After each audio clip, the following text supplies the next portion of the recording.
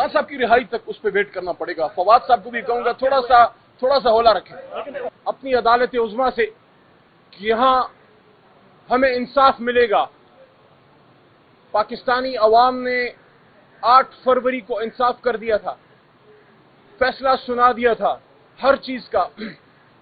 जो इल्जामात इमरान खान साहब के खिलाफ 9 मई को लगाए गए उनको अवाम ने रद्द किया। अवाम ने अपनी एतमाद का इजहार किया जनाब इमरान खान साहब पे, और जो रजीम चेंज के जरिए अवाम की एक मुंतखब हुकूमत को घर भेजा गया था, 8 फरवरी के इलेक्शन में अवाम ने मोहर तस्दीक साबित की कि वो गलत था। पाकिस्तान की तकदीर के फैसले व्हाइट हाउस, वाशिंगटन या लंदन में नहीं, पाकिस्तान में इन खेत और कलियानों में होंगे, करिया होंगे, गांव होंगे। पाकिस्तान के अवाम फैसला करेंगे कि वो सामने जो प्राइम मिनिस्टर हाउस है, इख्तिदार के सिंहासन पे कौन बैठेगा।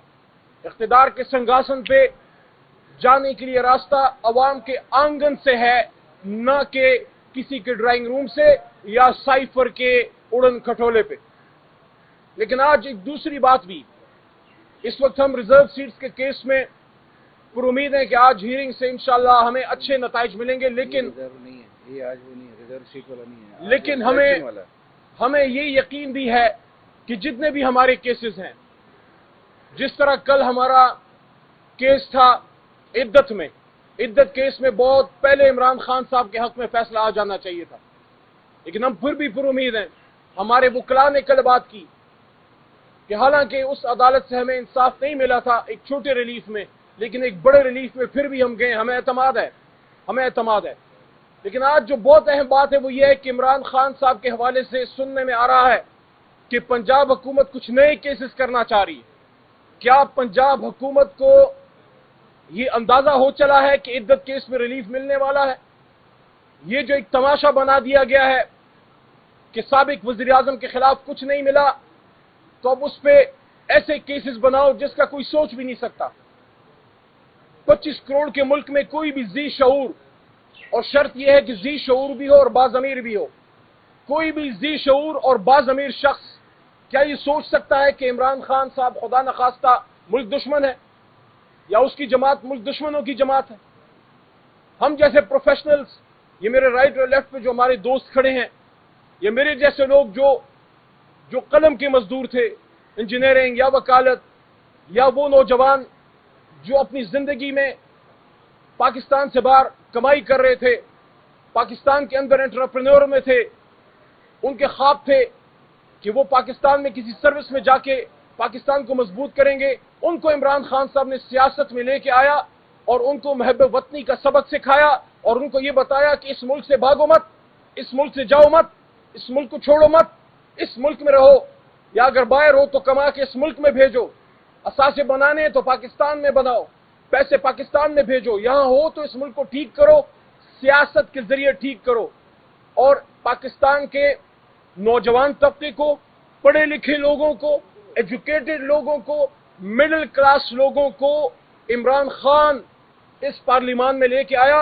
अगर तहरीक इंसाफ ना होती, मेरे जैसे मिडिल क्लास लोग पार्लियामेंट में आने का सोच भी नहीं सकते थे। ये जुर्म किया कि सरदारी निजाम के खिलाफ, वडेरा शाही के खिलाफ, बड़े बड़े नवाबों, सरदारों, खानों के खिलाफ आम लोगों को, पढ़े लिखे लोगों को और लड़कियों को, नौजवानों को इस पार्लियामेंट में लेके आया। आज आप उस पर गद्दारी का इल्जाम लगाने की सोच रहे हैं। मोहब्बत गोलियों से बो रहे हो, वतन का चेहरा खून से धो रहे हो, गुमा तुमको कि रास्ता कट रहा है, यकीन मुझको कि मंजिल खो रहे हो। ऐसा मत करो। एक मुहब्ब वतन पाकिस्तानी, कौम के लीडर और उम्मत के रहनुमा को इस तरह आप इन केसेस में नहीं रगेद सकते। पूरी कौम इमरान खान के पीछे खड़ी है। कोई भी केस आप करना चाहेंगे, इंशाल्लाह वो तारीख के कूड़ेदान में जाएगा। और पंजाब हुकूमत को कहना चाहता हूं, आपको अगर टिकटॉक से फुर्सत मिल गई हो, आपको अगर किस्म किस्म की वर्दियां पहनने से फुर्सत मिल गई हो, तो पंजाब के किसानों पे फोकस करें, उस्तादों पे फोकस करें, आम मजदूरों पे फोकस करें, महंगाई को कम करने की कोशिश करें, लोड शेडिंग को कम करने की कोशिश करें, लॉ एंड ऑर्डर को बेहतर करने की कोशिश करें, गरीब, मजदूर, बेवाओं, यतीमों पे फोकस करने की कोशिश करें। गद्दारी के केसेस बनाने की आप हिम्मत ना करें। पूरी कौम उसके सामने ایک آہنی دیوار کی طرح کھڑی ہوگی.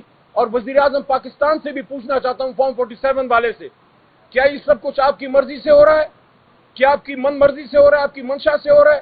جو عمران خان صاحب کے خلاف مزید کیسز کھولنے کی کوشش کی جا رہی ہے, پاکستان کے جو آئینی نظام ہے اور جو عدلیہ کا نظام ہے, اس سے کھلواڑ بند کیا جائے.